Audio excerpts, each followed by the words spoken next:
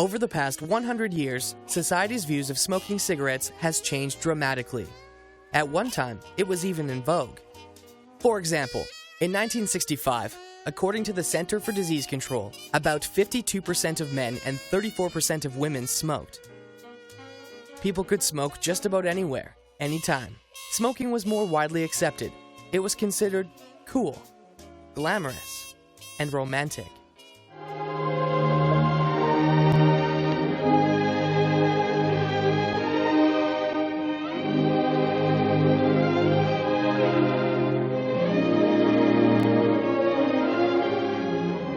You've heard of Emily Post, the Queen of Manners? Well, she taught women proper etiquette when smoking at the dinner table. It's bad manners to light your own cigarette when none are provided at table. To blow smoke in your neighbor's face is inexcusable. And never do this. Imagine the chagrin of a hostess who prides herself. Even medical doctors promoted certain brands of cigarettes. In a repeated national survey, doctors in all branches of medicine, doctors in all parts of the country were asked, "What cigarette do you smoke, doctor?" Once again, the brand named most was Camel. Yes, according to this repeated nationwide survey, more doctors smoke Camels than any other cigarette. Olympic athletes smoke too. And to this aqua star, have a Camel is a familiar phrase. The 30-day Camel test won Gene to Camels for taste and for mildness. Today, our attitudes about smoking are much, much different. You won't find advertisements anywhere, and it's against the law for anyone to smoke in a workplace or within 20 feet of a public building. There are also laws banning certain types of advertisements about tobacco. Why? Because we've learned that smoking cigarettes is highly addictive. Nicotine alters the balance of two chemicals called dopamine and noradrenaline in your brain. When nicotine changes the levels of these chemicals, your mood and concentration levels change. Many smokers find this enjoyable. In this day and age, smokers are often frowned upon, and smoking is considered antisocial.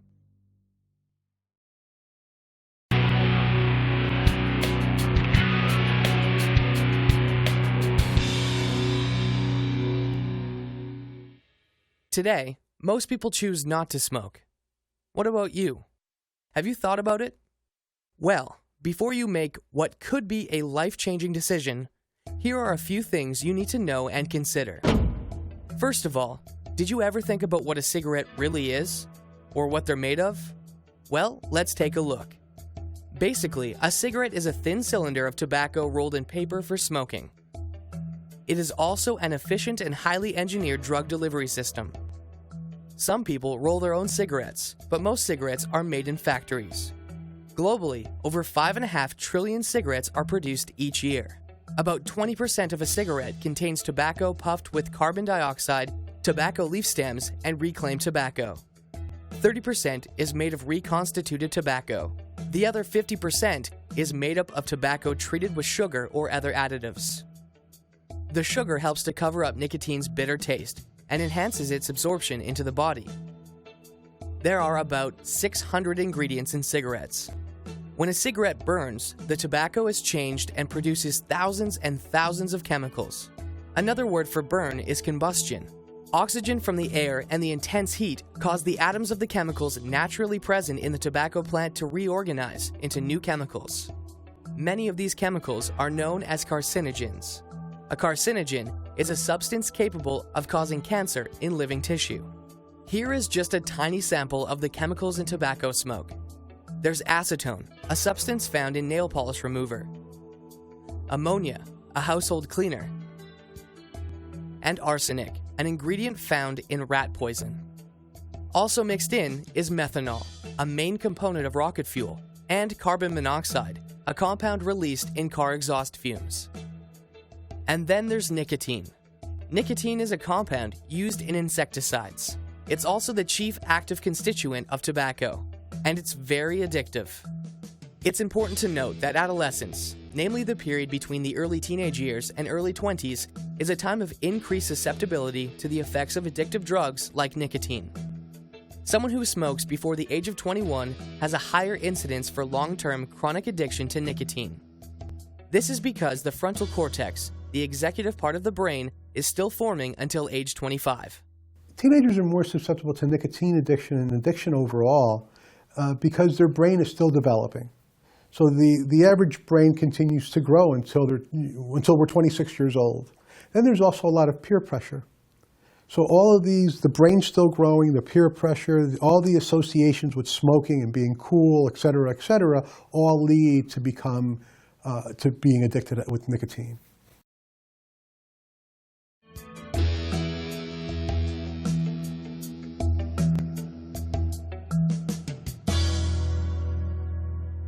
So you see, a cigarette is made up of lots of, well, less than desirable ingredients. So how does a cigarette affect your body? Well, there are short-term and long-term effects. Let's consider short-term effects first. When a person smokes a cigarette, the body goes on the defense against being poisoned. Smoking harms nearly every organ in the body, and some of these harmful effects are immediate. The immediate effects don't all produce noticeable symptoms, but most begin to damage the body with the first cigarette. The nicotine is absorbed by the lungs and quickly moves through the bloodstream. It immediately causes a short-term increase in blood pressure. Your heart rate goes up, and the flow of blood from the heart increases too. Nicotine causes the blood vessels to constrict, or narrow, causing an increase in blood pressure. Nicotine causes the blood vessels to constrict, or narrow, causing an increase in blood pressure. Carbon monoxide reduces the amount of oxygen the blood can carry. Within 8 seconds of inhaling tobacco smoke, nicotine reaches the brain. So early in the smoking process, a person's brain chemistry and important brain cell receptors are altered. In fact, the brain develops extra nicotine receptors from tobacco. When the brain doesn't get the nicotine it's used to, the result is nicotine withdrawal. People feel anxious, irritable, and develop strong cravings for nicotine. That's called addiction. This withdrawal, coupled with an increased tolerance or the ability to smoke more, is the clinical description of addiction. Nicotine withdrawal is the steps that the body goes through when we're separated from nicotine. And that's usually felt by soreness in our neck, sweatiness, sweaty palms, a little jittery, all these types of processes that one goes through when you're stop using cigarettes or any other type of nicotine. Chewing tobacco, by the way, is a great deliverer of nicotine as well. Nicotine dependence is once you need nicotine on an ongoing basis to stop the withdrawal that I just talked about. So once you need to continue utilizing the substance to reduce the withdrawal pain, that's dependence. The two indicators of any type of addiction or dependence are withdrawal and tolerance. So if I used to be able to smoke 2 cigarettes and be okay for the day, and then I'd start to feel a little sick afterwards, but now I need 4 cigarettes, my tolerance is increasing. And then once I start feeling something by not smoking, that's my withdrawal. Smoking irritates the throat. It becomes dry, red, and inflamed, causing pain and burning, especially for first-time smokers. A bunch of scientists in China did this experiment using pig lungs. That's what I said, pig lungs. They're right there in the clear plastic box. And you can see, they work when air is pumped into them. Now they light up a cigarette for the pig lungs. They repeated this process 60 times. The pig lungs smoke 60 cigarettes. So this is what lungs look like after smoking. Next, they took a healthy, non-smoking pig's trachea and cut it open so we could see what it looks like. Then, they cut the smoking pig's trachea to see how smoking cigarettes affected it. That black stuff is tar that's building up on the sides of the trachea. When they looked inside the lung, they found more tar in the lungs. You know what tar is. It's the black stuff they pave roads and highways with. Tobacco cigarettes share the same chemicals found in the tar used to pave city streets. A person who smokes 1 pack of cigarettes a day builds up about half a liter or 2 cups of tar per year. Smoking tobacco also gives you bad breath, smelly hair and clothes, yellow and brown stains on your teeth. Smoking also destroys the elastic fibers in your skin, which leads to wrinkles and other signs of premature aging. Smoking cigarettes not only leaves a bad taste in your mouth, statistics show that there's an increased likelihood of drug use and risky behavior. So, the nicotine and the other chemicals in tobacco immediately infiltrate a body and change a person's feelings. How do people feel after smoking a cigarette? Well, that depends on whom you talk to. Some smokers report after effects, such as calmness and relaxation. Then, others report stimulation and alertness. Two opposite ends of the spectrum, right? Well, it's a fact that smoking produces a different effect in each person depending on what they expect it to do. The only behavior that is certain is addiction.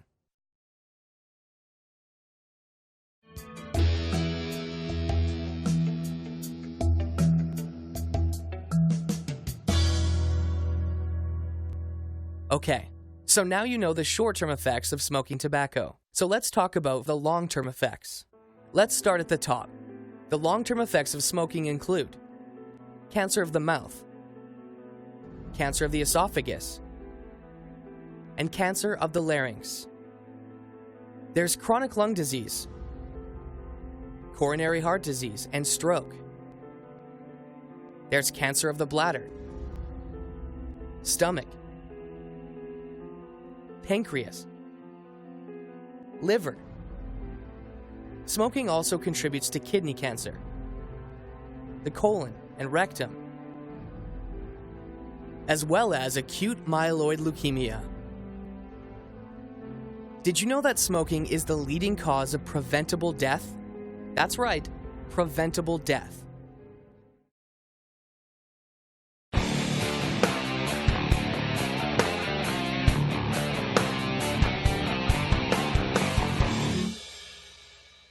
Lots of people experiment with tobacco and other substances at some time in their lives because they're curious.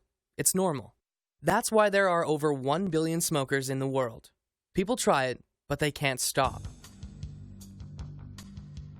In the United States, more than 3,200 young people per day smoke their first cigarette.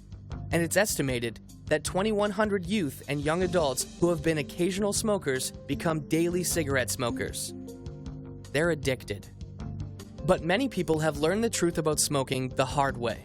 They've seen someone else develop a smoking-related illness, or they get sick themselves. As a matter of fact, almost 70% of cigarette smokers want to stop smoking. Peer pressure also comes into play, and that's been going on for a long, long time. You want to fit in and feel like you belong, but you have to decide for yourself. Is following the crowd worth harming your health? That's your choice. There are other methods for smoking tobacco and getting a nicotine fix. Cigars. A cigar is classified as any roll of tobacco wrapped in leaf tobacco, whereas a cigarette is any roll of tobacco wrapped in paper. Cigars contain the same toxic and carcinogenic chemicals found in cigarettes. Cigars are not a safe alternative to cigarettes. BDs are small, thin cigarettes imported from India and Southeast Asia. And then there are Kretex, or clove cigarettes, which contain a mix of tobacco and cloves. But neither is safe.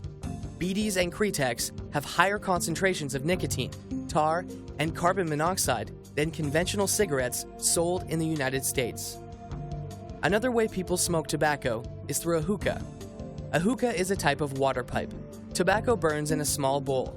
The smoke travels through a water chamber along a hose to the mouthpiece where the smoker inhales. Is it safer than smoking cigarettes? No. Hookah smoke contains chemicals that can harm your body when breathed into your lungs. Some of you are probably thinking, what about e-cigarettes? They look high-tech and people say they're safe. But they're not. When a person uses an e-cigarette, it's called vaping. With e-cigarettes, the lungs don't fill with harmful smoke, but nicotine is absorbed through your lungs. Vaping is just another way of putting nicotine into your body, with the same damaging effects on your brain, respiratory, and cardiovascular system. Oh yeah, and it's addictive. The other major effect smoking tobacco has on people is that it's an expensive habit. A price per pack of cigarettes differs depending on where you live. But let's assume one pack of cigarettes costs $7. If a person smokes one pack of cigarettes every day, it works out to about $50 a week, about $200 per month, and about $2,400 a year. Over 10 years, it's $24,000. If you choose not to smoke, you'll save a ton of money. 3 out of 4 teen smokers think they'll stop, but don't or can't. 40% of teenagers have tried to quit and failed. 2 out of every 3 teen smokers say they want to quit. 70% say they would never have started if they could choose again. There are many effective ways to stop nicotine addiction. Usually it incorporates some type of group work and an understanding of what nicotine does, understanding of what it does to the body. So it's a combination between education and understanding that others are there to support you and help you. So, now that we've talked things out, what's your decision going to be? Smoker or non-smoker? Consider the facts. Then, make the choice that makes sense to you.